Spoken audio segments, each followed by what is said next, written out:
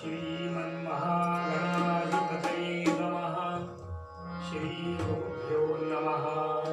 श्रीसरस्वत्यै नमः। सजयति सिन्धुवदनो देवो यत्पादपङ्कजस्मरणो मासरमणिर्वतमसा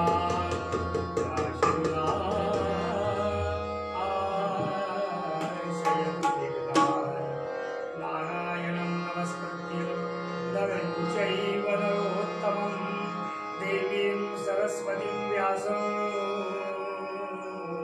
ततो जयमुदीरये। मूकं करोति वाचालं पङ्गुं लङ्घयते गिरिं यत्कृपातमहं वन्दे परमानन्दमाधवं।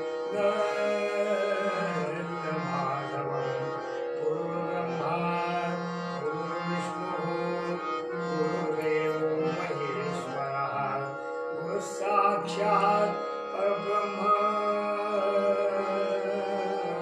तस्मै श्री गुरवे नमः। गुरुचरणारविन्दाभ्यो नमः। हरि जय जय राम राम कृष्ण हरे हरि जय जय राम राम कृष्ण हरे हरि जय जय राम।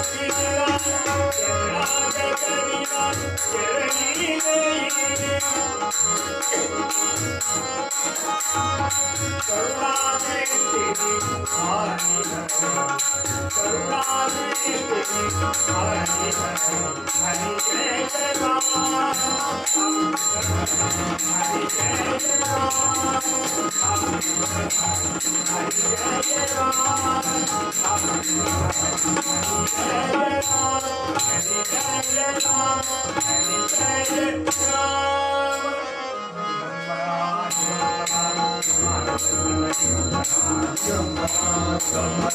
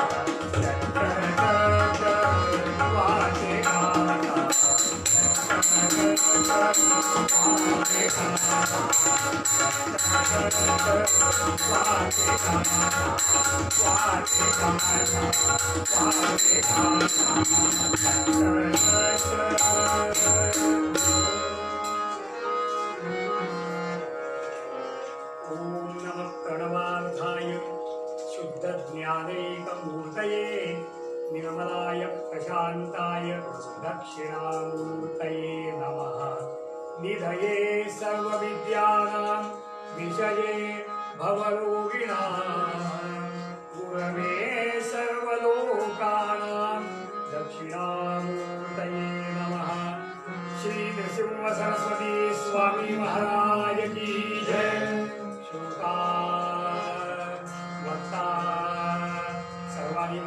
पांडुरंग हरि वासुदेव हरि पांडुरंग हरि वासुदेव हरि पांडुरंग हरि वासुदेव हरि पांडुरंग हरि वासुदेव हरि। पंढरीनाथ महाराज की जय।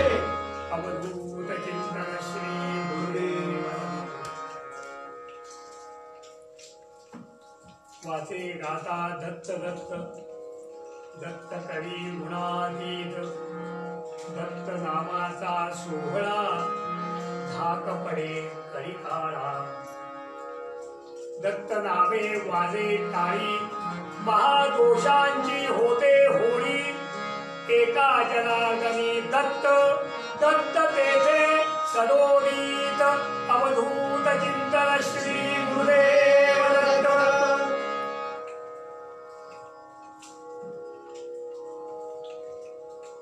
आज निरूपणाला सुरुवात करण्यापूर्वी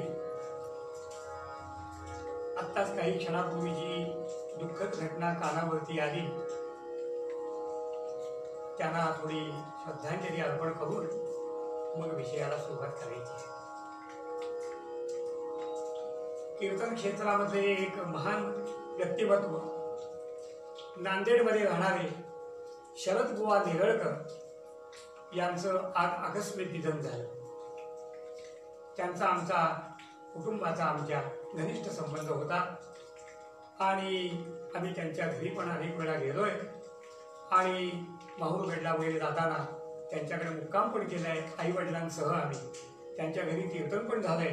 असा सगळा त्यांचा आमचा संबंध होता। वाडीला ते कीर्तनाला अनेक वेळा आलेले आहेत। कृष्णाबाईच्या उत्सवामध्ये शरद बुवा नेरळकर दासगणू पठणीमध्ये ते होते। तसे आनंदराव आठवले पोशाख वगैरे न करता अंगावर उपाड घेऊन जसं कीर्तन करत होते तसं ते शरद बुवा करायचे। अत्यंत रसाळ वाणी सुंदर सुंदर आख्यानं सांगायचे। अशा या व्यक्तिमत्वाचं आज देहावसान झालंय। तसेच आणखी एक कीर्तनकार आज रायगड जिल्ह्यामधले श्रीयुत कुंटे हरिभक्तीपरायण कुंटे बुवा यांचं पण आज दुःखद निधन झालेलं आहे। अशा या दोन्ही त्यांचा माझा काय फारसा परिचय नाही पण ऐकिवात आहे। त्यामुळे या अशा दोन्ही मोठ्या ज्येष्ठ कीर्तनकारांचं आज देहावसन झालंय। तेव्हा दत्त महाराज त्यांना उत्तम सद्गती देवो अशी दत्तचरणी प्रार्थना करतो। अवधूत चिंतन श्री गुरुदेव दत्त। आजच्या कीर्तनाचं जे आयोजन आहे, काल झाली पौर्णिमा, आज आहे भाद्रपद वद्य प्रतिपदा, म्हणजे गणेश चतुर्थी पासून अनंत चतुर्दशी पर्यंत आनंदोत्सवामध्ये सगळी मंडळी होती, धार्मिक वातावरणात होती। कसे दिवस पार पडले कळलं सुद्धा नाही, असा हा उत्सव महोत्सव आनंदात पार पडला। आणि आता हा आजपासून जो होणारा पौर्णिमेनंतरचा वद्य प्रतिपदेपासून जो म्हणतो महोत्सव, तो पितृ महोत्सव आहे। म्हणजे गत झालेले जे पितृलोकातले लोक आहेत आपल्या रक्तामासाच्या संबंधाचे, त्यांच्या स्मरण करण्याचे हे 15 दिवस आहेत। प्रतिपदेपासून सर्व पितरी अमावस्यापर्यंत, म्हणून असं म्हटलं जातं, आमच्या धर्मशास्त्रात असं वर्णन आहे, सांगितलंय की हे 15 दिवस स्वर्गद्वार खुलं असतं। म्हणजे काही वेळा असं होतं की आता कसं आहे, आपल्याकडे लोकांना पितृपक्ष माहीत नाही वगैरे असं नाही, किंवा सर्वसामान्य लोकांना माहीत नाही असं नाही. त्याचं कारण सांगतो, जे माहीत नाही ते त्यांना माहीत असतं. म्हणजे काय, त्यांना या पितृपक्षात काय करायचं नाही हे माहीत आहे, पण पितृपक्षात काय करायचं हे माहीत नाही. त्यामुळं सध्या एक पोकळी आहे.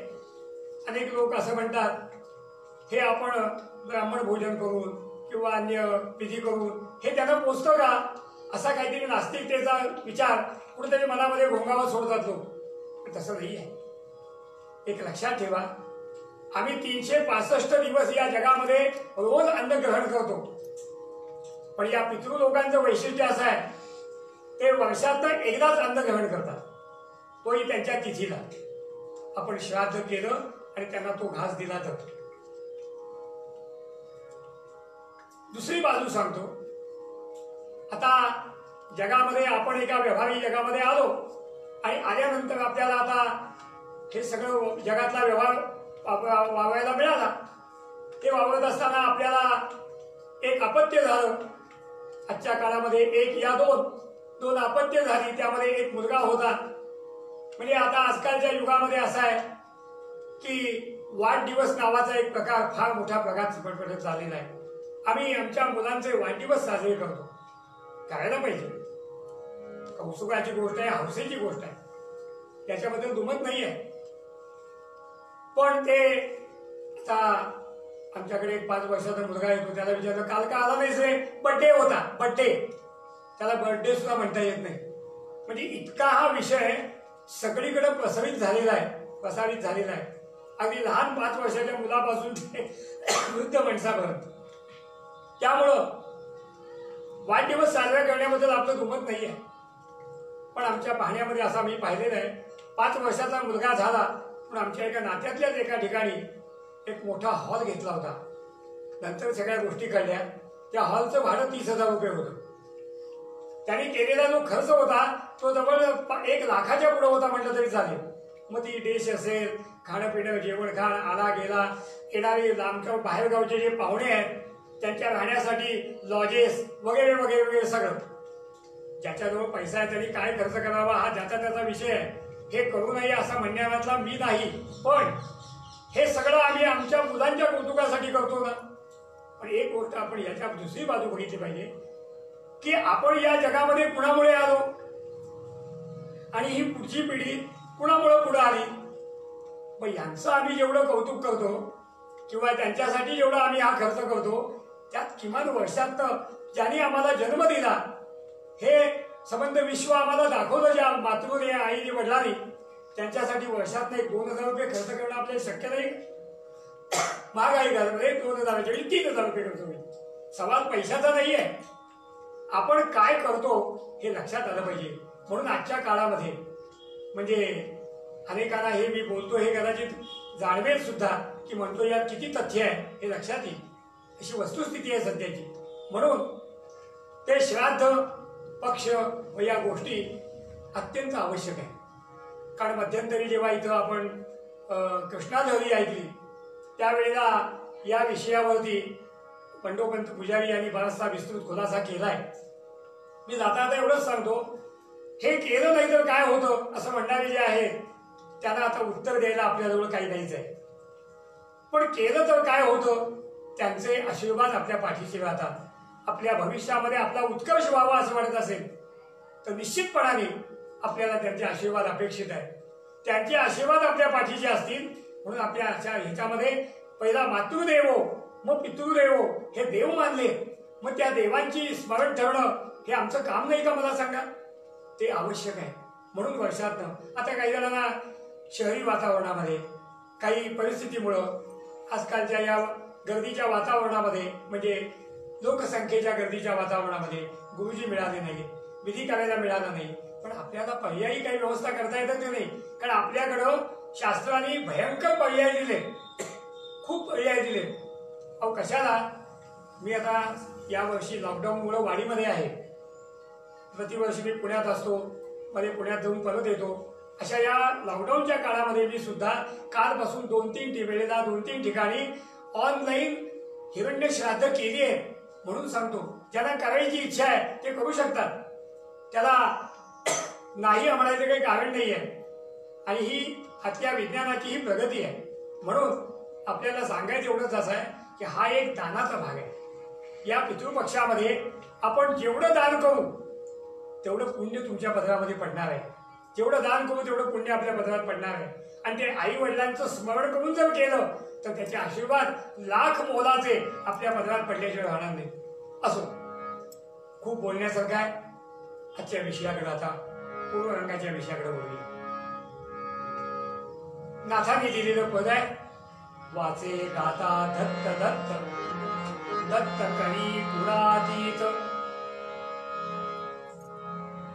या वाचेनं अखंड दिगंबरा दिगंबरा श्रीपाद वल्लभ दिगंबरा, जे आपल्याला गोड नाव वाटेल दत्ताचं ते घेत राहावं, आनंदाने घ्यावं, प्रेमाने घ्यावं. आज योगायोगाने गुरुवार आहे, चिंतन करायसारखा आजचा दिवस आहे. वाचे गाता दत्त दत्त. दत्त काय करतात? दत्त करी गुणातीत. जे नाम घेतात त्या नामधारकाला गुणातीत अवस्था प्राप्त करून देतात. ते स्वतः त्रिगुणात्मक आहे, स्वतः त्रिगुणात्मक आहे. पण भक्त जो त्याचं नाव घेतो त्याला गुणातीत अवस्था प्राप्त करून देतात. हे दत्त महाराजांचं वैशिष्ट्य आहे. म्हणून या ठिकाणी बोध केलाय कुणाला? वाचेला. वाचेला बोध केलाय. आता वाचेला बोध केलाय असं एक उदाहरण जर तुम्हाला बघायचं असेल तर तुकाराम महाराजांचं उदाहरण आहे. ते असं म्हणतात, घेई घेई माझे वाचे, घेई घेई माझे वाचे, घेई घेई माझे वाचे, घेई घेई माझे वाचे.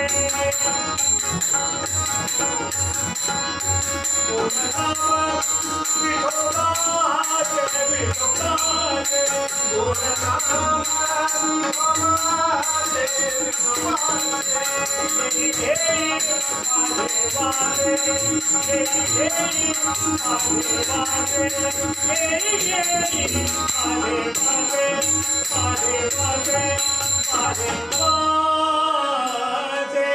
पंढरीनाथ महाराज की जय. तसं समर्थ रामदासांनी देखील आपल्याला एक उपदेश केलाय. प्रभाते मनी राम चिंतित जावा, पुढे वैकरी राम आधी वदावा. वदावा म्हटलंय म्हणजे वाचेचा संबंध त्या ठिकाणी आला. म्हणून संतांना आपल्याला अशी खूप संतांची उदाहरणं सांगता येतील. वेळेअभावी जास्त न घालता मुख्य त्याला तुम्हाला विषय सांगितले नाही. हे वाचेला सांगितलंय. वाचेलाच का सांगितलंय याचं थोडंसं चिंतन करूया. हे पहा, भगवंताने आपल्याला न मागता या सगळ्या गोष्टी हात, पाय, डोळे, कान, नाक ही सगळी इंद्रिय दिली आहे. पण गंमत बघा कशी येते. हाताला सांगितलं काम करायला तर हात काम एकच काम करू शकतो. डोळ्याला सांगितलं डोळे एकच काम करू शकतो. डोळे एकच काम करू शकतात. कान एकच काम करू शकतो. नाक एकच काम करू शकतो. पाय एकच काम करू शकतात. जा मंदिरात निघाला, जा म्हटलं की. आणि अर्थात याला जी सवय लागलेली असते त्याला सांगावं लागत नाही. जा म्हटलं की संध्याकाळ झाली की सरकार मान्य व्हायसाठी आपोआप जातो.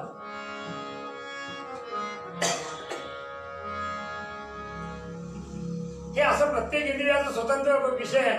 पण वाचेच्या बाबतीत तसं नाही आहे. वाचेच्या बाबतीत अनुभव घ्या तुम्ही. स्वतःचा अनुभव आहे. प्रत्येकाने तेव्हा अनुभव घेतलेले आहे जीवनामध्ये. मी सांगतो यात तथ्य आहे की नाही बघा.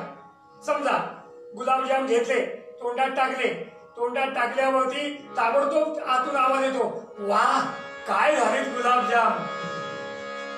म्हणजे खाण्याचंही क्रिया झाली आणि प्रतिक्रिया लगेच उत्तम झालं हे सांगण्याचं काम वाचाच करते. म्हणून या वाचेनं भगवंताचं गोड नाम यावं ही संकल्पना आहे. म्हणून आपल्याला संतांनी महंतांनी जे सांगितलंय ते नाथ महाराज पुन्हा पुन्हा सांगतात. बाबा वाचे गाता दत्त दत्त दत्त करी गुणातीत. या विषयावरती आता क्रमाने आपल्याला खूप बोलायचंय एक एक विषयावर. आज एवढं बघूया की भगवान दत्तात्रेयांचं वैशिष्ट्य काय आहे. नामधारक जो आहे तो नामधारक भगवान दत्तांचं जेव्हा नाव घेतो तेव्हा त्याच्या भोवती आरती भोवती दत्त महाराज असतातच नाम फक्त आम्ही घेतलं पाहिजे. त्या नामासाठी भगवंताला बाकी काही नको आहे. म्हणून आत्तापर्यंत संत महंतांनी म्हणून आपल्या या अध्यात्म मार्गामध्ये आमच्या कीर्तन मालिकेमध्ये किंवा संत महंतांच्या मालिकेमध्ये आपण जर बघितलं तर 5 संतांचे हरिपाठ आहेत. पंचरत्न हरिपाठ असं त्याचं नाव आहे. ज्ञानेश्वरांचा हरिपाठ आहे, नामदेवांचा हरिपाठ आहे, एकनाथ महाराजांचा हरिपाठ आहे, 5 नामदेव महाराजांचा हरिपाठ आहे. 5 संतांचे पंचरत्न हरिपाठ त्याचं नाव आहे. पण या सगळ्यांनी सांगितलंय काय. हरी मुखे म्हणा मुखे हरी मुखे म्हणा पुण्याची गणना कोण करी. म्हणजे तुमच्या मुखाने जर तुम्ही नाव घेत राहिला वाचे गाता दत्त दत्त तर ते दत्त काय करतात तुम्हाला गुणातीत अवस्था प्राप्त करून देतात.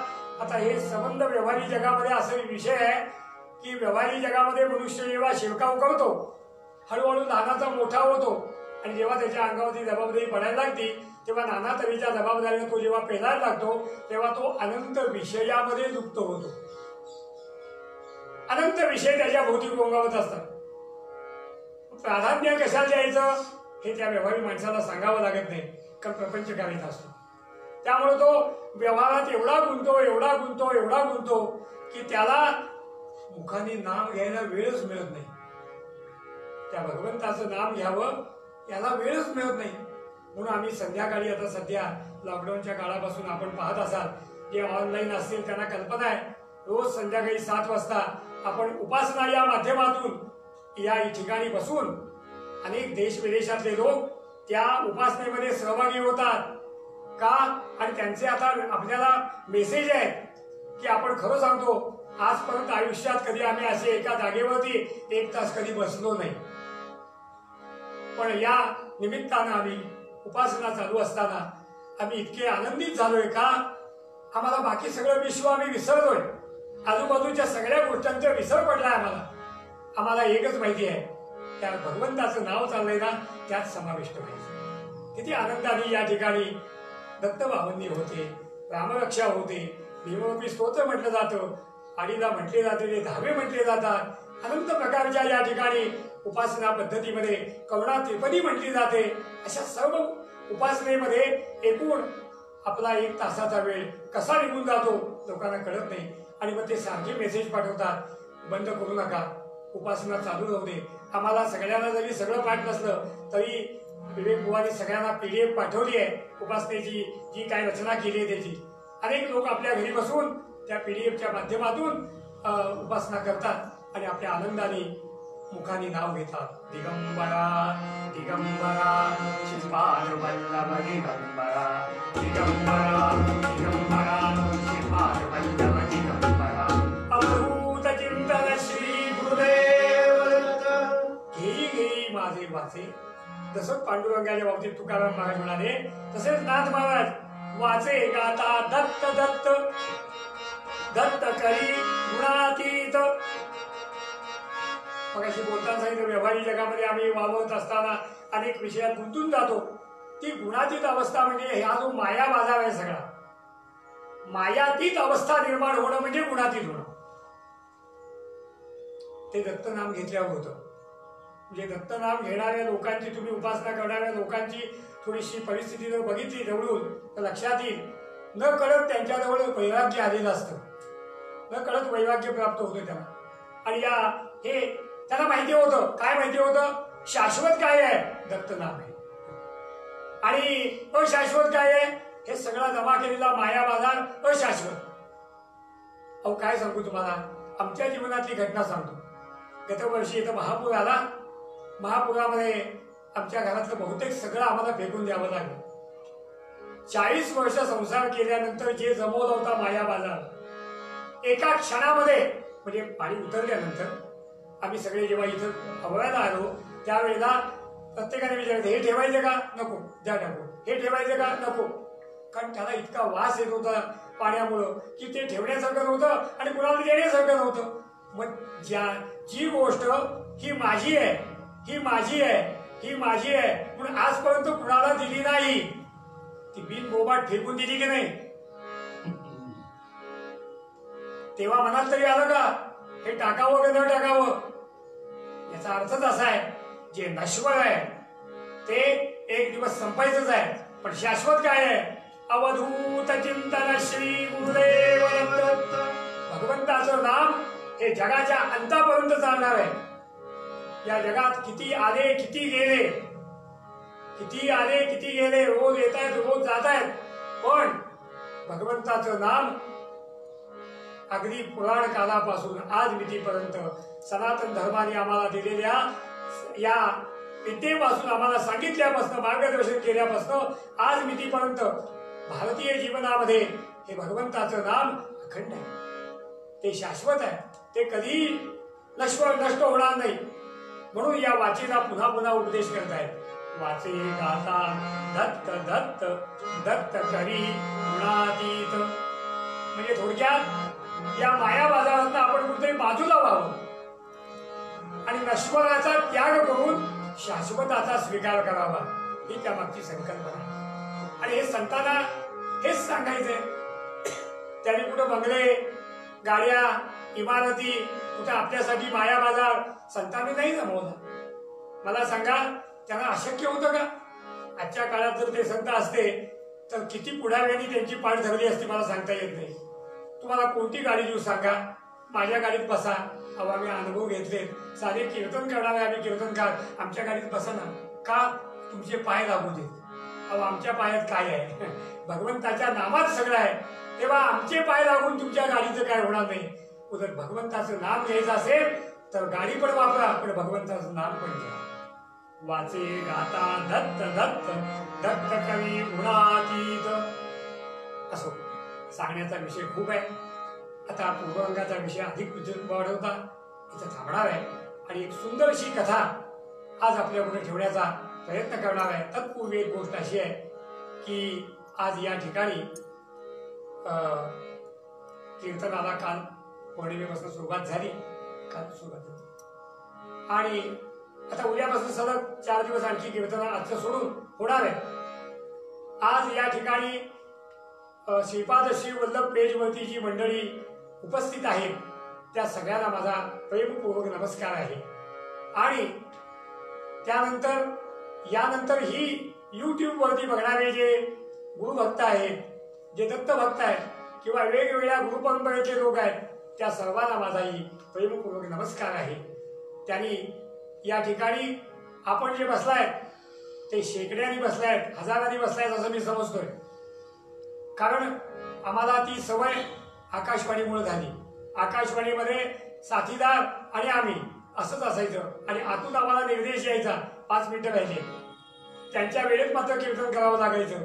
इथे 5 मिनिटं पुढे मागे झाली तरी आम्हाला कुणी असं म्हणणार नाही का 5 मिनिटं वाढली. सांगायचा एवढाच विषय आहे की अशा पद्धतीनं आपल्याला काय नेमकं आजचं विषयाचं घ्यायचे मर्म, आजच्या विषयाचं मर्म एकच आहे, मुखानी अखंड दत्त दत्त दत्त. वाचे गाता दत्त दत्त दत्त करी गुणातीत. आम्हाला या गुणातीत अवस्था प्राप्त व्हावी असं वाटत असेल तर पूर्वरंगामध्ये आम्हाला नाथ महाराज तेच सांगतात. वाचे गाता दत्त दत्त वाचे गाता दत्त दत्त वाचे गाता दत्त दत्त वाचे गाता दत्त दत्त वाचे गाता दत्त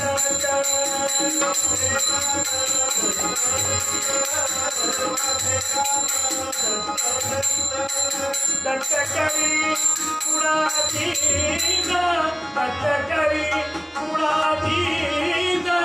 वाचे गाता दत्त दत्त वाचे गाता दत्त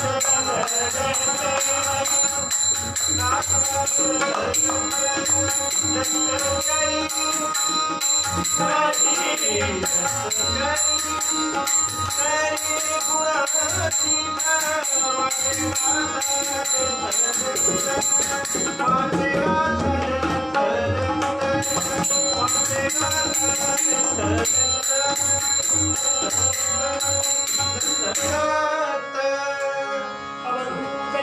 श्री गुरुदेव दत्त.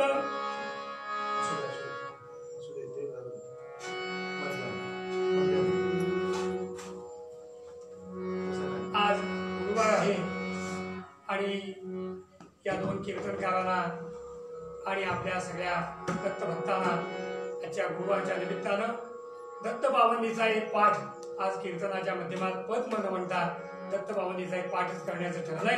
त्याप्रमाणे आपण सहभागी इथे उपस्थित असलेल्या सर्व श्रोत्यांनी त्या दत्तबावन्नीमध्ये सहभागी व्हावं. ज्यांना येत असेल त्यांनी आमच्या बरोबर ती दत्तबावन्नी म्हणावी, टाळ्या वाजवाव्या जागेवर बसून आणि मोठ्या आवाजात आपल्या घरात बसून परिवारासह दत्तबावन्नी म्हणावी.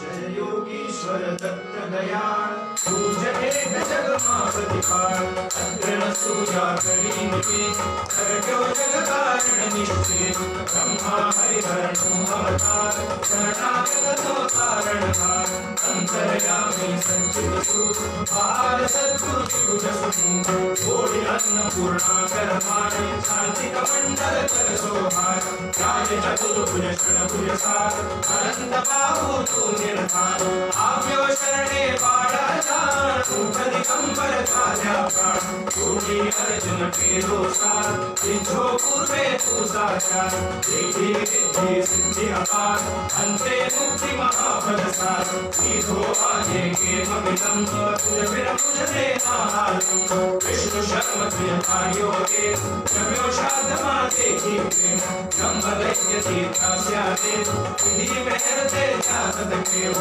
विस्तारी माया जितसु इंद्र करे हाथ जो पूर्व देवी लीला कई कई शर्म विधि वर्णवे कोते सर्व कोट्यो आयु सुने काम विधो देने ते निष्काम गोप्रायन में परशुराम साधदेव प्रहलाद राम देवी कारी कुमार केम सुने ना मारो सार घोड़ वंदना देख नंद मातर हलवज सुषुनो नंद गोवी श्री देव सेवा जयो पुत्र तो निसंदेह स्वर्गगामी परिकार कुमार कार्यो धोबी थे भगवान पेट पीड़ थे कार्यो पुत्र ब्राह्मण शेष कार्यो हरे गे महा मारी पार दो वाणी कम एक जपार शुष्क वासने आण्या पत्र भयो गे मकुदा सिर जर्जर पंजा केरा सप्र दया सफल थे सुगना हरि गुरु ब्राह्मण नोर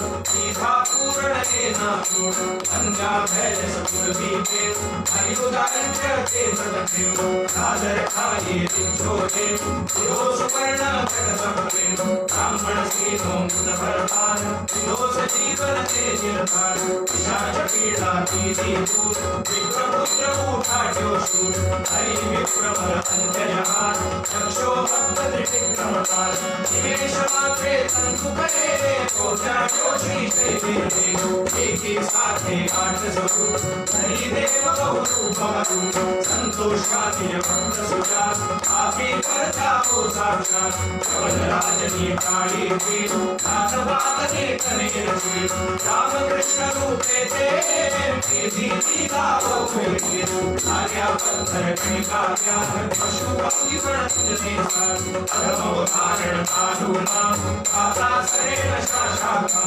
आदि व्याधि उपाधि सर्व कळे स्मरण मात्र ईश्वर उनका जोतना लागे सान कामे स्मरणे निर्वाण काकण शाकण भयसासु भूत पिशाचो चंदासु आसे रूपे तेरे भूत भत्तल गुण सांभळ धाम हरि उपकारे जे भक्तभावनी आसवने सुधरे तेना वंदे लो कहे तेरे क्या व्यायु आसी सिद्धि तेरी धार राज्य देना पावन गुरु बाजे सुधरे करे पाठ पावन सबके आकाशे नित्यम तेरे कनीर संजय अनेक रूपे तेजा भंग सत्यता कळेल माझ्यातून सहस्रनामे नामी एक दिगंबर संगते बंधू तुझे वारंवार वेद श्वास धारा निर्धार आगे वर्णवतायाशी बोलरात भूभुवते अनुभव वृत्ती मौपार पुण्यसे ते आशीर्वाद तपसी तत्वमसी हे देव बोलो जय जय श्री गुरुदेव बोलो जय जय श्री गुरुदेव बोलो जय जय श्री गुरुदेव। अवधूत चिंतन श्री गुरुदेव दत्त। आज ज्या दोन कीर्तनकारांचं देहावसान झालंय त्यांच्यासाठी एकच प्रार्थना करूया।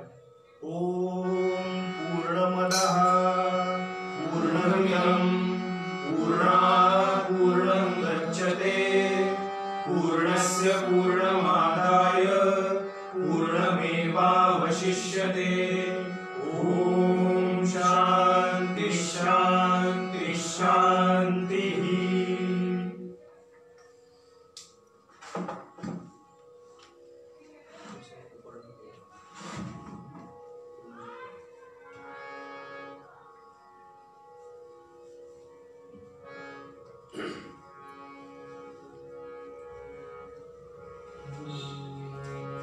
एक श्लोक सांगतो त्याप्रमाणे सर्वांनी म्हणायचं। ज्या ज्या स्थळी हे मन जाय माझे ज्या ज्या स्थळी हे मन जाय माझे त्या त्या स्थळी हे निज रूप तुझे त्या त्या स्थळी हे निज रूप तुझे ठेवितो मस्तक ज्या ठिकाणी मी ठेवितो मस्तक ज्या ठिकाणी तेथे तुझे सद्गुरुपाय दोन्ही तेथे तुझे सद्गुरुपाय दोन्ही। सद्गुरुनाथ महाराज की जय। अवधूत चिंतन श्री गुरुदेव दत्त।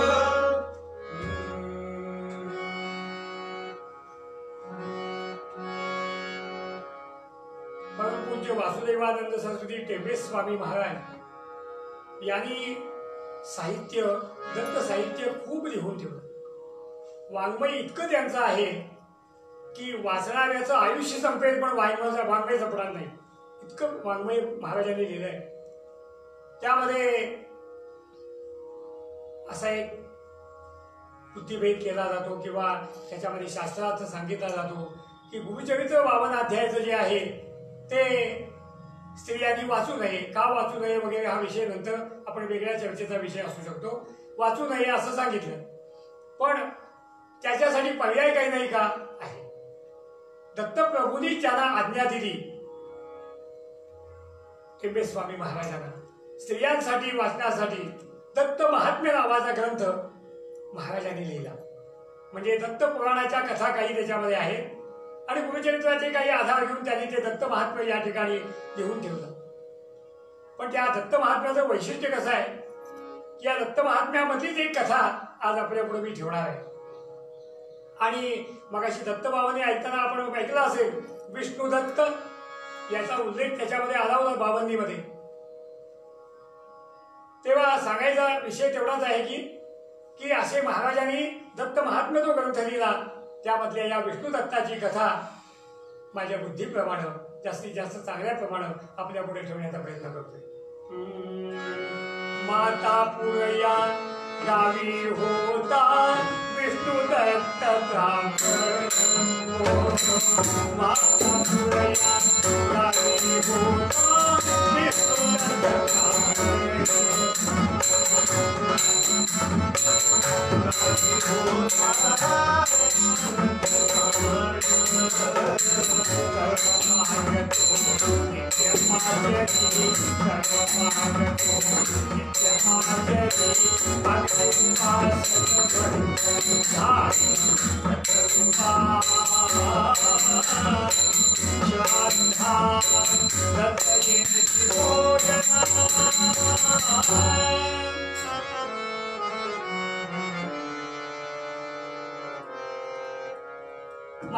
या ठिकाणी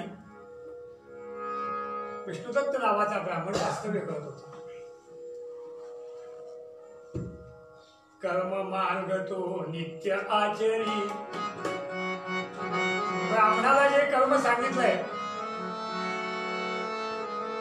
फार कर्म मोठं सांगितलेलं आहे. ब्राह्मण या संज्ञेला प्राप्त होण्यासाठी अगदी मौंजी बंधनापासून ते जीवनाचा अंत होईपर्यंत त्यांनी काय काय केलं पाहिजे या सगळ्या गोष्टीचा खुलासा गुरुचरित्र ग्रंथ ज्यांनी वाचला असेल त्यांना तर निश्चित त्या गोष्टी माहिती आहेत की ब्राह्मणाचा आचार नेमका काय असावा हे त्या गुरुचरित्रात 35 आणि 36 अध्यायामध्ये कर्ममार्गाचे सगळा अध्याय मोठाच्या मोठा 500 ओव्याचा तो संबंध अध्याय. सकाळी उठल्यापासून रात्री झोपेपर्यंत ब्राह्मणाने कसं वागावं या सगळ्या गोष्टीचा उल्लेख त्या गुरुचरित्रामध्ये केलेला आहे. सांगायचा विषय असा की अशा तऱ्हेनं नित्य कर्म आचरण करणारा, स्नान संध्या ब्रह्मकर्म करणारा हा विष्णुदत्त ब्राह्मण आणि त्यामध्ये अग्नीची उपासना करणारा, सूर्योदय आणि सूर्यास्ताला 3 कुंडांचं अग्नी होतं ज्याला म्हणतात ते त्याच्याकडे होतात. पत्नी अनुकूल मिळालेली होती आणि हे करणं अति कठीण आहे, पण ते पत्नी जर अनुकूल असेल तर निश्चित होतं. म्हणून प्रपंचामध्ये 2 गोष्टी महत्वाच्या आहेत. पती पत्नी एकमेकाला अनुकूल असतील तर सत्कर्म घडायला वेळ लागत नाही, एक लक्षात ठेवा. आणि 2 टोकाला असतील तर सगळा आनंदी आनंदच. मग कधी आयुष्यात त्यांच्या मनासारखं ह्याच्या मनासारखं कधी घडणार नाही, त्याच्या मनासारखं कधी घडणार नाही. पण हे अनुकूल होते एकमेकांना. त्यांनी सांगितलं की त्यांनी तिथं कधीही नाही म्हणायचं नाही. आहेत आजच्या काळात पण काही अशा पती पत्न्यांच्या जोड्या आहेत की फक्त शब्द उच्चारायची खोटी हजर नाही म्हणायचं. पातिव्रत्य आहे ते काय आहे हे अग्नीची उपासना करायची म्हणजे स्त्री असावी लागते. पती पत्नी दोघे असल्याशिवाय अग्निहोत्र घेता येत नाही. आणि काही प्रसंगाला असा एखादा कठीण प्रसंग आला की पतीच परगावी गेलाय, मग आता संध्याकाळची आहुती कशी द्यायची तर त्या शास्त्राने सांगितलंय धर्मपत्नीनं आहुती दिली तरी चालते असा उल्लेख आहे. सांगायचा विषय एवढाच त्याच्यामधला महत्वाचा आहे. असे हे विष्णुदत्त ब्राह्मण कर्म मार्ग तो नित्य आचरी अग्नि उपासक म्हणून झाली दत्त कृपा. कशी दत्त कृपा झाली का अखंड मुखामध्ये भगवंताचं नाम होतं. म्हणजे हे सगळं करून सुद्धा दिगंबरा दिगंबरा श्रीपाद वल्लभ दिगंबरा दिगंबरा दिगंबरा श्रीपाद वल्लभ दिगंबरा अवधूत चिंतन श्री गुरुदेव दत्त. अखंड भगवंताचं नाम मुखामध्ये, नामही घ्यायचं आणि कर्मही व्यवस्थित करायचं असे चाललेलं. माध्यान काळची वेळ आली आणि एक उपासना होती वैश्वदेव. मी शब्द वाचल्या उच्चारल्याबरोबर कदाचित प्रत्येकाचे चेहरे धीर गंभीर झाले. वैश्वदेव म्हणजे हे काय मोठं प्रकरण आहे बाबा. पूर्वी नैवेद्य आणि वैश्वदेव झाल्याशिवाय ब्राह्मण जेवत नव्हते. घरच्या देवाला रोज नैवेद्य. आम्ही फक्त जेव्हा आमच्याकडे महोत्सव असतात, गौरी गणपती कुलधर्म कुलाचार, तेव्हा काय विचारू नका, आमची घोडदौड चालू असते अक्षरशः. पण तसं नाही आहे. रोज देवाला नैवेद्य दाखवल्याशिवाय आपण जेवायचं नाही हे ब्राह्मण कर्मात सांगितलेलं आहे. आणि अग्नीला आहुती दिल्याशिवाय अन्न ग्रहण करायचं नाही. माध्यान काळच्या जे आहुती होते त्याला वैश्वदेव असं म्हणतात. गुरुचरित्रात त्याचा पण खुलासा केलाय की वैश्वदेव करताना कदाचित भात शिजवता आला नाही, तांदूळाने केला तरी चालेल. कारण आमच्याकडे पळवाटा दिल्याशिवाय माणसं काही करतच नाही. मग भात शिजवायला बायको नाही, घरात कोण नाही, काय करायचं, नका करू मग म्हणजे बंदच. नाही, तांदूळ घेतले तरी जाते. त्याला तुपाचा सांगितला विषय, तूप वापरावं. पण एकाने सांगितलं तूप मिळत नाही, सध्या फार दुर्मिळ आहे. गुरुचरित्रात त्याचाही उल्लेख केलाय. जर कदाचित तूप नाही मिळालं तर उत्तम शुद्ध तिळाचं तेल वापरलं तरी चालेल. पण आहुती दिली पाहिजे. कर्मापासून कर्म भ्रष्ट व्हायचं नाही. असा हा ब्राह्मण वैश्वदेव नित्य करणारा.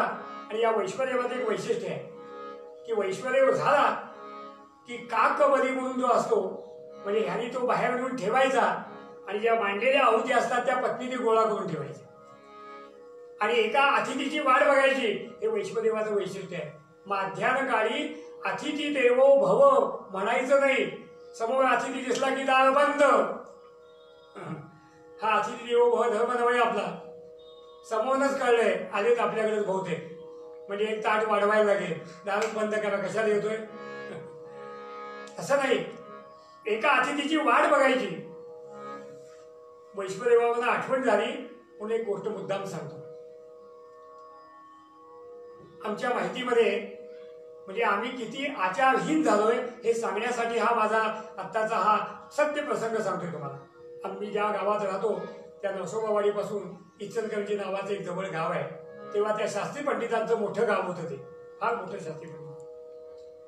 तर त्या शास्त्री पंडितांच्या गावामध्ये एक असं कुटुंब होतं. त्यातले ते गृहस्थ पती पत्नी दोघेही, मी आता सांगतो या ब्राह्मणामुळे आचार धर्माचं पालन करणारे, रोज वैश्वदेव केल्याशिवाय प्रसंगी गावाला जाण्याचा प्रसंग आला तर वैश्वदेव करूनच गावाला जायचं असा त्यांचा प्रघात होता. आणि समजा तिकडं पोचायची वेळच वैश्वदेवाची असेल तर तिथे गेल्यावर स्नान करून वैश्वदेव तिथं करायचं जाऊ आणि मग जेवायचं. असे हे शास्त्री. त्या शास्त्रींचा एक मुलगा पुण्यामध्ये शिकायला गेला, म्हणजे नोकरीसाठी गेला. आणि नोकरी मिळाल्यावर लग्न झालं, सगळा प्रपंच सुरू झाला, मुलगा झाला, त्याला नातू झाला या शास्त्री बुवाला. मग काय प्रकरण सांगतो, आनंद झाला घरामध्ये. आणि मुलगा जेव्हा 8 वर्षाचा झाला नातू यांचा शास्त्री बुवांचा, तेव्हा या मुलाने आपल्या आजोबांना म्हणजे वडिलांना पत्र पाठवलं, बाबा सेवेशी प्रथानेक साष्टांग नमस्कार याचा मौजी बंधन विधी अमुक तारखेला अमुक ठिकाणी आपण करतो, आपण दोघांची उपस्थिती प्रार्थनीय आहे, आपण यावं. वडिलांना आनंद वाटला. हा पुण्यात गेल्यावर 10-15 वर्षामध्ये एवढा बदलला. याला असं वाटलं तिथं गेलं तर काय मुलांनी बहुतेक वैश्वदेव केलेला नसणार, कशाला आपण जाऊन तिथे खटाटोप करायचा, गेलं की आपण कामाला लागायचं आपल्या. म्हणून इचलकरंजीहून गाडी पकडली एसटी त्यावेळेची. जुनी गोष्ट सांगतो मी तुम्हाला, आमच्या वडिलांनी आम्हाला सांगितलेली हकीकत आहे म्हणून मुद्दाम सांगतो. आणि मग ते पोचले, स्वारगेटला गाडी पोचली तेव्हा साधारणपणे 12:30 वाजून गेले होते. माध्यान काल आला होता. मुलगा स्टँडवरती न्यायला आला होता. घेऊन आल्यावर घरात सगळी मंडळी, आजोबा आजी येणार, आनंदात बेवट झाली होती. नातवंड सगळी जमा झाली होती. आज गेल्यावर सगळ्यांनी पटापटा नमस्कार केले. आजोबा या पिठ्या मारल्या सगळ्या मुलांनी एकत्र. सगळ्यांनी कौतुकाने त्यांच्याजवळ केलं, सगळं केलं आणि सगळा पाणी बिणी घेतलं. आणि ते झाल्यावर त्यांनी प्रश्न पहिले विचारला, गोविंदा म्हणजे त्यांच्या मुलाला विचारलं, वैश्वदेव झाला का? 15 वर्षात सगळा काया पालट झालेल्या 15-20 वर्षामध्ये वैश्वदेव विसरला. त्यांनी काय सांगितलं, थांबा हिला विचारतो. आता मला सांगा, वैश्वदेव ह्यानी करायचा असो का हिनं करायचा असो? ठीक आहे, गेला हिला विचारायला. ऐकलंच का ग? काय झालं? बाबा विचारता वैश्वदेव गेला का? ती पत्नी पण त्याच्या पलीकडची. तरी मी तुम्हाला 4-4 वेळा बजावून सांगत होते, मुंजीला काय काय लागते त्याची यादी लिहून घ्या. तुमच्या यादीत बघते असला तर वैश्वदेव झाला असेल. म्हणून ती यादी घेऊन बघत जाते आणि स्वयंपाकात जाते. ते प्रभाकर पंत आचारी काही फराळाचं साहित्य तयार करत होते, लाडू, करंजा, चिवडा, लाडू वगैरे सगळं मुंजीला लागतं. सगळं हे भिक्षावळीला, मातृभोजनाला वगैरे सगळी तयारी झाली होती. या बाईसाहेब आज गेल्या, पंत म्हणजे काय झालं, काय का आकाश कोसळलं का काय? अहो काय झालं? काही नाही. तुम्ही वैश्वदेव केलात का? आचार्याला विचारते. आचार्य त्याच्या पलीकडचा, वहिनी तुम्ही यादी दिली त्याच्यामध्ये वैश्वदेव नव्हता. पण काळजी करू नका, फक्त मला सांगा वैश्वदेव तिखटाचा करू का गोडाचा करू? सद्गुरुनाथ महाराज की जय. सज्जन हो, ही आमच्या संस्काराची अवस्था असेल तर कुठे आम्ही जाणार आहोत? कुठं आम्ही पोचणार आहोत, संस्कारहीन आम्ही झालो. पण हा ब्राह्मण याचा नित्य नियम होता, वैश्वदेव कधी चुकत नव्हता. का कवली ठेवायचा आणि आपल्या घरी अतिथीची वाट बघून घरात जायचं, मग भोजन करायचं नैवेद्य दाखवून. हे असं नित्य चाललेलं. यांच्या दारामध्ये अश्वत्थ वृक्ष होता, या ब्राह्मणाच्या दारामध्ये. त्या अश्वत्थावरती एक ब्रह्मराक्षस वास्तव्य करत होता. त्यांनी बघितलं आणि वरनं तो खाली उतरायचा, तो काकबली खायचा आणि वरती जाऊन बसायचा. असं हे यांनी काकबली ठेवायचा, त्यांनी भक्षण करायचा, यांनी काकबली ठेवायचा, यांनी भक्षण करायचा. असं मी सांगत वर्षभर सांगतो तरी संपणार नाही. सांगण्याचा विषय एवढाच की असं हे अखंड चाललं होतं. मग एक दिवस काय झालं, हे असं अन्न, पवित्र अन्न भक्षण केल्याचा परिणाम काय परिणाम झाला. वैश्वदेवाचं अन्न किती पवित्र आहे तुम्हाला सांगू, किती पवित्र आहे सांगू. एक किस्सा सांगतो. कल्याण नावाचं एक मासिक आहे हिंदीमध्ये. त्या कल्याण मासिकामध्ये एक चौकट आली होती. वैश्वदेवाच्या अन्नापासून समूळ व्याधी नष्ट झाली, अन्नप्राशन. आता तो किती सालचा केव्हा टार्गेटचा माझ्या लक्षात नाही, पण खूप जुनी गोष्ट वाचलेली आहे, तुम्हाला सांगतो. हे एका सज्जनाने, एका शाण्याने वाचलं.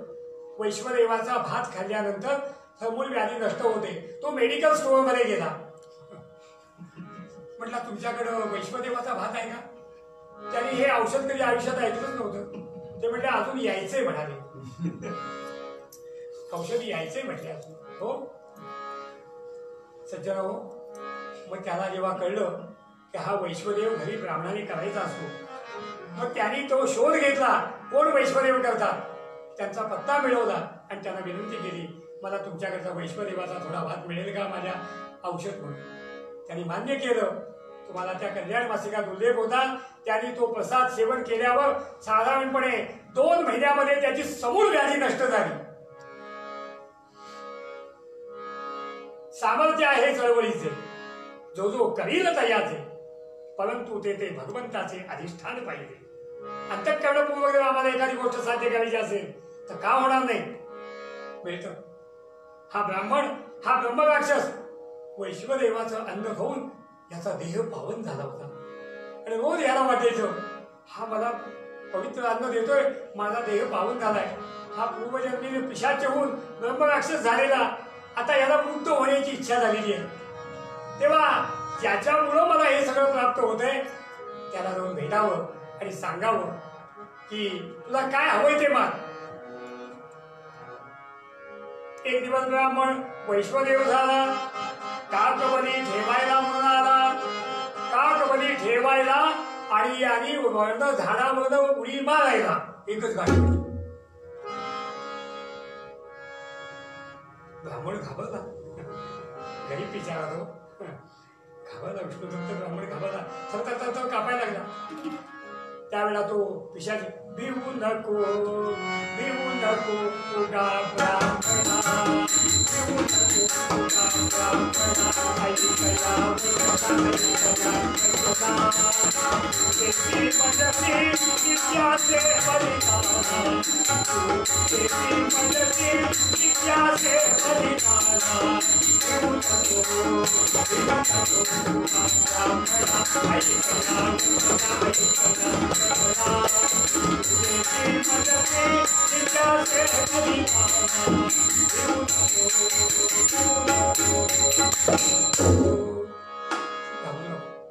ब्राह्मणा, मी तुला खाणार नाही, मी तुला काही करणार नाही, अजिबात घाबरू नको. ऐक, तू रोज काकबली ठेवतोस ना. म्हणजे हो, तो काकबली मी रोज भक्षण करतो आणि तू ठेवलेल्या या काकबलीपासून माझा देह पावन झालाय. मी अतिशय प्रसन्न आहे. ब्राह्मणा, तुला काय मागायचं ते माग.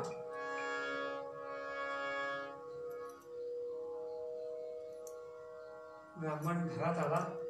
पत्नीला ही सगळी हकीकत सांगितली आणि मनामध्ये विचार करतोय, आयुष्यभर त्या दत्तांचं नाव घेऊन ही नित्य उपासना करून प्रसन्न कोण झाला, ब्रह्मराक्षस.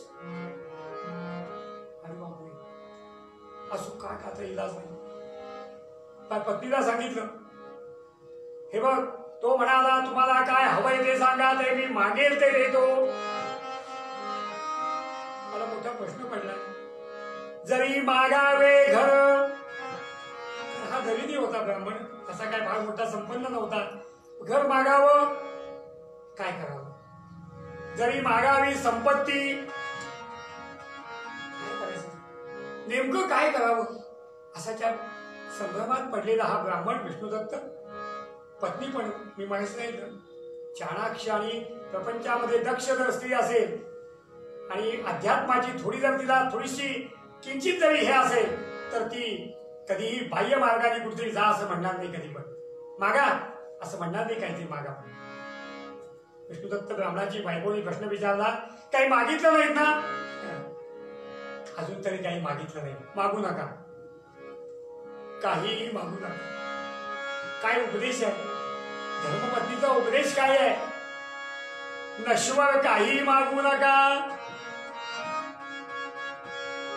आणि मागायचं असेल तर त्याला सांगा एकच, उद्या कागबली ठेवायला द्यावं. त्यांनी सांगितलं होतं उद्या मी येणार आहे, तेव्हा मला सांग काय ते. याने वैश्वदेव केला, काकबली ठेवला, याने उडी मारली. ब्राह्मणा ठरलं का? हो ठरलं. एकच मागायचे, दर्शन श्री दत्तांचे, दर्शन श्री दत्तांचे द्यावे ऐसेच हेच वरदान.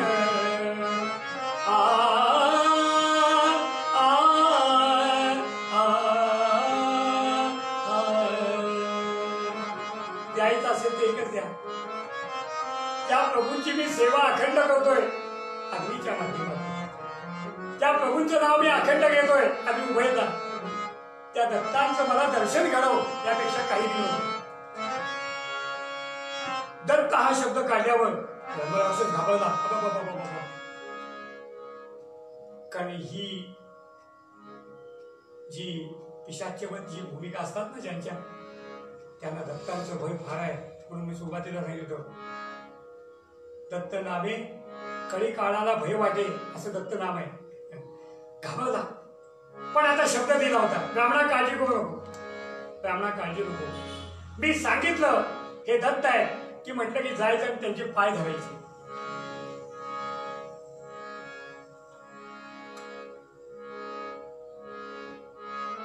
आणि या ब्रह्मराक्षसाचा अंतर गोष्ट आणखी कशी होती ती आधी सांगण्याची गरज आहे. हा जो ब्रह्मराक्षस होता, याला याच्यातनं मुक्त व्हायचं होतं या राक्षस योनीतून. पण ते केव्हा होणार होता तो? त्याला माहिती होतं की याला दत्त प्रसन्न झाले तर यांनी त्याला काय मागावं हे यांनी सांगायचं होतं. म्हणून या ब्रह्मराक्षसाने विषय ठरवून ठेवला होता, तुला मी दर्शन द्यायची व्यवस्था करतो, तुला दत्त प्रसन्न झाले तर काय मागशील?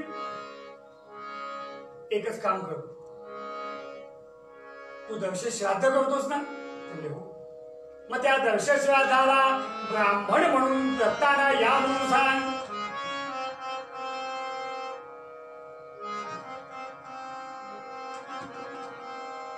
यांनी मान्य केलं. त्याचं काय कारण होतं? दर्श श्राद्धाला दत्त याच्याकडे आले, ते त्यांनी भोजन केलं की ते उच्चिष्ट आहे, ते या ब्रह्मराक्षसाने सेवन केलं की तो या योनीत मुक्त होणार होता. हा याचा फायदा होता आणि याला दत्ताचं दर्शन व्हायचं होतं. अशा दोन्ही घटना त्यामध्ये होत्या. झालं, ठरलं.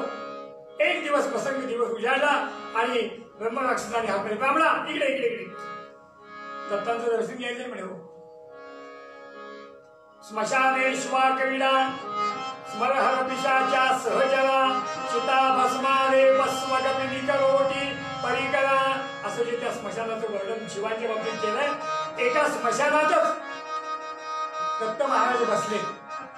आता एक लक्षात फक्त महत्वाची गोष्ट घ्या, दत्ताला एखाद्या भक्ताला दर्शन द्यायचं असेल तर ते सहजासहजी मिळेल का? हो, म्हणजे त्या विष्णुदत्त ब्राह्मणाची एवढी तपश्चर्या असून त्याला एवढी मोठी परीक्षा, तर तुमच्या आमच्या सामान्य लोकांची काय कथा?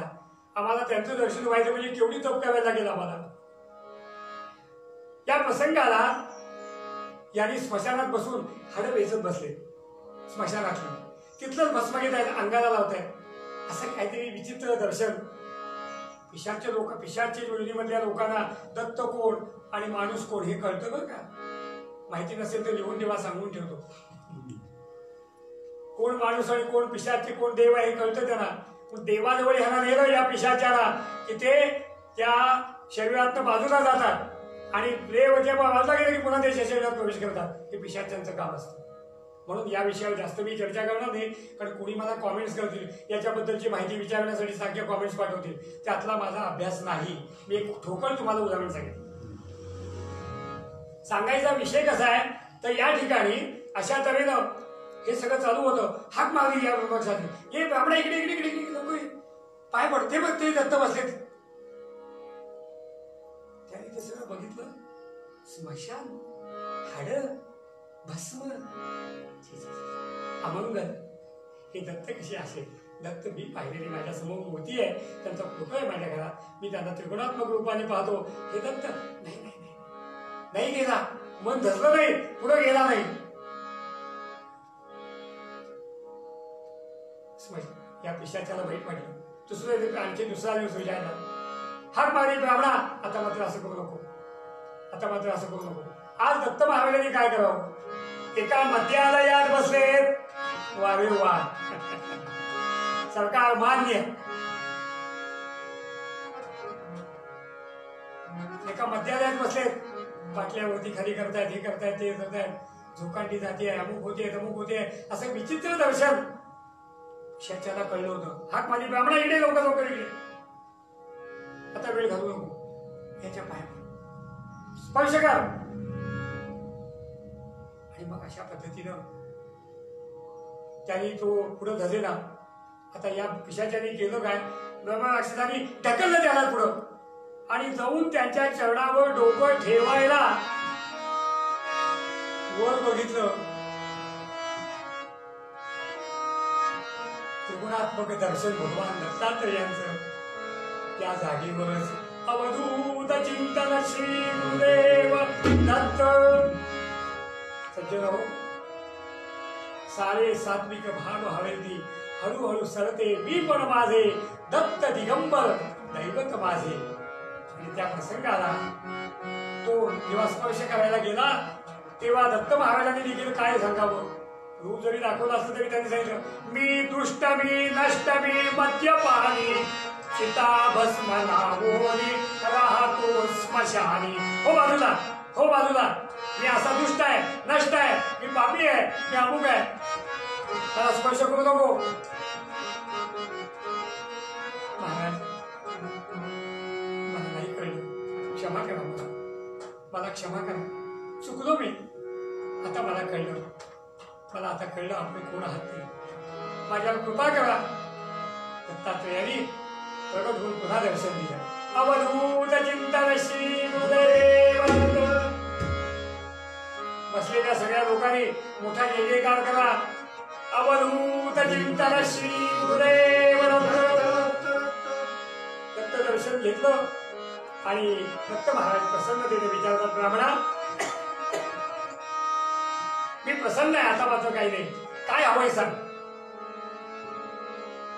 महाराज माझी एकच मनातली इच्छा आहे, मी दर्श श्राद्ध करतो, त्या दर्श श्राद्धाला ब्राह्मण म्हणून आपण जेवायला या. हो अवश्य, प्रभूंनी मान्यता दिली, अवश्य, नक्की नाही. ठरला दिवस. दर्श श्राद्ध ज्या दिवशी आलं त्या दिवशी ब्राह्मणांनी सगळी तयारी, पत्नीनी श्राद्धाची तयारी सगळी केली. आता या श्राद्ध विषयामध्ये फार मोठे बारीक सारीक बारकावे आहेत का. श्राद्धाचा स्वयंपाक करण्यासाठी तुम्ही एक पुस्तक जर बघितलं असलं की शास्त्र काय सांगते किंवा श्राद्ध नावाचं एक पुस्तक आहे, त्या पुस्तकामध्ये सुद्धा श्राद्धाला लागणारे डावीकडचे पदार्थ आणि उजवीकडचे पदार्थ काय काय अपेक्षित आहेत शास्त्र नियमाप्रमाणे त्याचा खुलासा आहे. कुठला पदार्थ कुठं वाढायचा ते पण त्यांनी चित्रमय दर्शन त्यात घडवलेलं आहे. चटणी कुठं वाढायची, वाटली डाळ कुठं वाढायची, कोशिंबीर कुठं वाढायची, तळलेला पदार्थ कुठं वाढायचा, मीठ वाढायचं नसतं, मीठ शेवटी वाढायचं असतं. हे सगळे पदार्थ एकूण मग सगळे कुठं कुठं वाढायचे याचा शास्त्र नियम आहे. नैवेद्याच्या पानामध्ये सुद्धा नेमका नैवेद्य कसा वाढायचा हे सुद्धा आज काही काही लोकांना कळत नाही. काही काही आमच्या परंपरेमध्ये असं पण आहे की सगळी पातेलीच घेऊन देवापुढे ठेवायची आणि नैवेद्य दाखवायचा. तो एक चांगला प्रकार आहे की सगळ्यांनाच नैवेद्य त्यामुळे मिळतो. पण अन्न ताट वाढणं म्हणून जो प्रकार म्हणतात, वरण भात अमुक तमुक या गोष्टी आता लुप्त झाल्या. तो आता कुणाच्या घरात मला सांगा, वरणावरती म्हणजे भातावरती वरण, त्याच्यावरती तूप, त्याच्यावरती लिंबू असं पिळून आम्ही आज तरी जेवतोय का? म्हणजे आयुर्वेदाच्या दृष्टीने विचार केला तर हे शास्त्रीय आहे, पण ते अशास्त्रीय झाले. आज काही नाही, जे समोर दिसेल ते पहिले हाण. ताट घ्यायचं, मेळ जागा तिथं बसायचं, नाही तर हातात घेऊन वचा वचा वचा वचा वचा. ही काही जेवणाची पद्धत आहे आपल्याला? म्हणून त्यात सांगितलंय अन्न हे पूर्ण ब्रह्म. पान वाढल्यावर पाणी फिरवायचंय, नैवेद्य देवाला दाखवायचंय. एकदम सुरुवात करायची नाहीये. किती लोक आज नैवेद्य दाखवतात आपल्या पानाचा मला सांगा. बाकीच्या गोष्टी राहू देत, असलेल्या पानाचा तरी नैवेद्य दाखवतात का? कारण पानात तसं वाढलेलंच नसतं. काहीतरी एक पदार्थ केलेला असतो, तो ठेवला असतो की तो निम्मा उष्टा केलेला असतो, त्याचा कसा नैवेद्य दाखवत चालेल मला सांगा? असो, विषय त्याचा विषय महत्वाचा नाही. तर सांगायचा पदार्थ म्हणजे या दर्शश्राद्धाची सगळी तयारी झाली.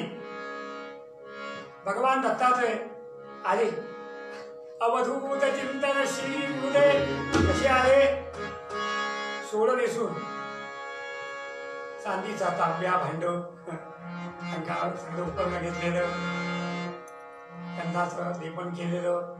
दत्त महाराजांची स्वारी समोर आली. ब्राह्मणा, ते म्हणाले पाठ नंबर 1.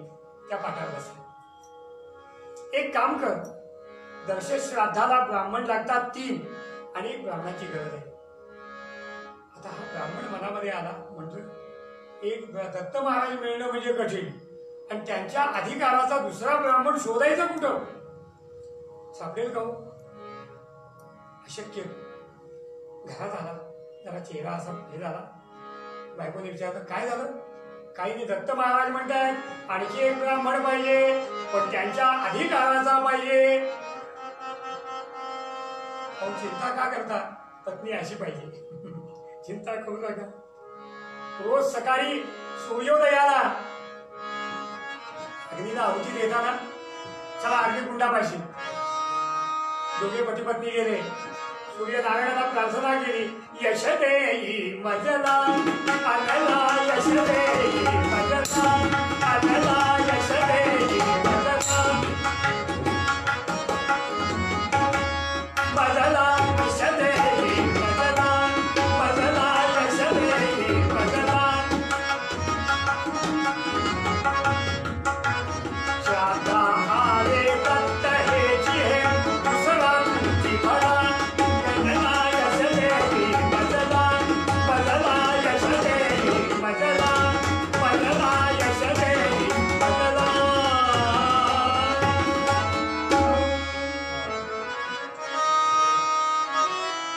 ही सेवा फळाला आली. सूर्याला सूर्योदयाला आहुती देणारे हे पहिली सूर्याय स्वाहा म्हणणारे हे पती पत्नी. सूर्यनारायण सोडेल का? काय आहे? श्राद्धाला दत्त आले, दुसरे तुम्ही या. एक क्षणातही विलंब लावला नाही सूर्यनारायणाने. सोडं नेसून तांब्या भांड घेऊन आले हजर. पाठ नंबर 2. महाराज म्हणाले 2 ब्राह्मण झाले बरोबर, आणि एक ब्राह्मण असल्याशिवाय दर्शश्राद्ध संकल्प होणार नाही. आता काय करावं? कसे तरी पेटापुटीला येऊन 2 झाले. तुम्ही तर भाग्याने आलात, हे तर सद्भाग्याने आले. आता काय करावं? हा ब्राह्मण पुन्हा घरात आल्या. बायकोने पुन्हा काय झालं आता? काय म्हणजे महाराज म्हणतायत 2 ब्राह्मण झाले, दर्शश्राद्धाला ब्राह्मण लागतात 3. आता तिसरा ब्राह्मण यांच्या अधिकाराचा कोण बोलवायचा? अहो काळजी का करता? तुझी चिंता त्याची सर्व आहे. तुम्ही चिंता करू नका, अजिबात मनात खेद करू नका. होईल का? रोज अग्निकुंडापाशी आपण आहुती अग्नीला घालतो ना, अग्नीला घालतो ना. अग्निकुंडापाशी चला. अग्निकुंडापाशी आले आणि त्या अग्निनारायणाला प्रार्थना केली. हे अग्निनारायणा, आज आमची सत्व परीक्षा आहे. श्राद्धाला दत्त आणि सूर्य हे 2 ब्राह्मण आले. तू यायला पाहिजेस. अग्निनारायण पहिला, दत्त नारायण होता, दुसरा सूर्यनारायण.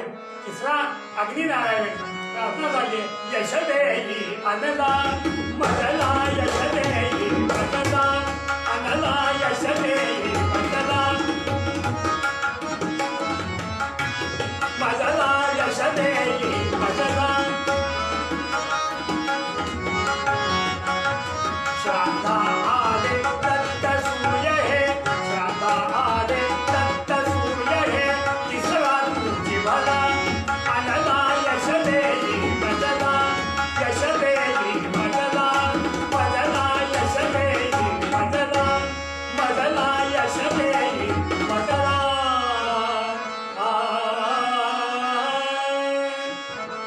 सज्जनो अग्निकुंडामधनच अग्निनारायण प्रगट झाले नुसते आले नाही सोडून दिसूनच आले आणि तांब्या भांड घेऊन आले ब्राह्मणा कुठं बसायचं पाठ नंबर 3 पहिल्या पाठावर भगवान दत्तात्रय दुसऱ्या पाठावर सूर्यनारायण तिसऱ्या पाठावर अग्निनारायण दत्तात्रयाने सांगितलं वेळ घालू नको संकल्प कर ब्राह्मणाने श्राद्ध संकल्प केला 3 ब्राह्मण यथेच जेवले हे सामान्य होते का 3 नारायण काय भाग्य त्या विष्णू दत्ताचं भाग्य काय प्रत्येकाने त्या ब्राह्मणाला काय मागेल नाही त्याने मागितलंच नाही कारण जे सद्भक्त असतात ते काही देवापुढे मागत नाही काही मागत नाही ते ओळखतात अंतर्यामी काय याला पाहिजे असं प्रत्येकाने दत्त महाराजांनी त्याला काय पाहिजे ते सगळं दिलं सूर्यनारायणाने त्याला काय तेज द्यायचं ते दिलं अग्निनारायणाने केलेल्या सेवेचं फळ या ब्राह्मणाला दिलं ती दोघांनी साष्टांग नमस्कार घातला त्या 3 नारायणाला ब्राह्मण तृप्त झाले 3 देवांनी आशीर्वाद दिला कल्याण वस्तू चिंतित मनोरथ सिद्धी वस्तू जी जी इच्छा असेल तुमची पूर्ण होईल सज्जन हो इकडे ज्यांनी ही कथा सांगितली ते वासुदेवानंद सरस्वती टेपेस्वामी महाराजांनी या कथेचा समारोप करताना काय लिहिलं कर्ता मीमांसोक्त कर्म विप्रा लाभले अलभ्य शर्म शास्त्राचे जाणीन वर्म सर्व सुख तो घेई वासुदेवानंद सरस्वती स्वामी महाराज की जय असा हा विष्णुदत्त ब्राह्मण जगामध्ये जन्माला यावं आणि हे असं प्राप्त व्हावं श्राद्ध कर्म करताना श्राद्धाला प्रत्यक्ष प्रभू यावेत आणि घेऊन जावेत यापेक्षा आणखी काय भाग्य असावं त्यासाठी त्यांनी केलेली ही सेवा वाचे गाता दत्त दत्त अखंड दत्तांच्या नामामध्ये रमलेला हा विष्णुदत्त अखंड इकडे त्या तिघांचं जेवण झाल्यावर उच्चिष्ट जे होतं ते ब्रह्मराक्षसाने सेवन केलं दत्त महात्म्यात कथा आहे आणि या उच्चिष्टाचा परिणाम हा ब्रह्मराक्षस या योनीतून मुक्त झाला एका वेळी 2 मुक्त झाले विष्णुदत्त आपल्या जीवनात मुक्त झाला आणि हा ब्रह्मराक्षस या योनीतून मुक्त झाला आम्हालाही या जीवनामधून मुक्त व्हावं असं वाटतंय जन्ममरणाचा फेरा नकोय आम्हाला असं जर वाटत असेल तर एकच करावं लागेल मूळ अभंगात नाच मौली आम्हाला सांगते वाचे गाता दत्त दत्त वाचे गाता दत्त दत्त वाचे गाता दत्त दत्त वाचे गाता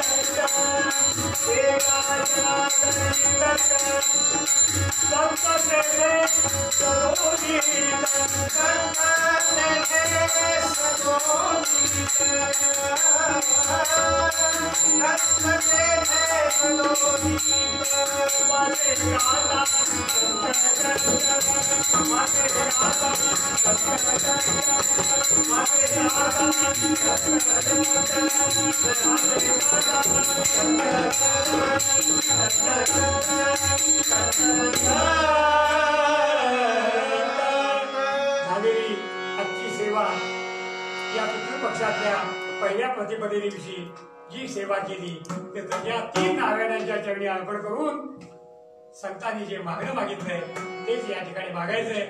उद्या संध्याकाळी याच वेळेला 5 ते 6:30 या वेळामध्ये उद्याची कथा होईल, परवाची होईल, सलग 4 दिवस कथा होईल. आपण सर्वांनी त्याचा लाभ घ्यावा आणि आपल्या काही सूचना असतील तर अवश्य कमेंटमध्ये कळवाव्या.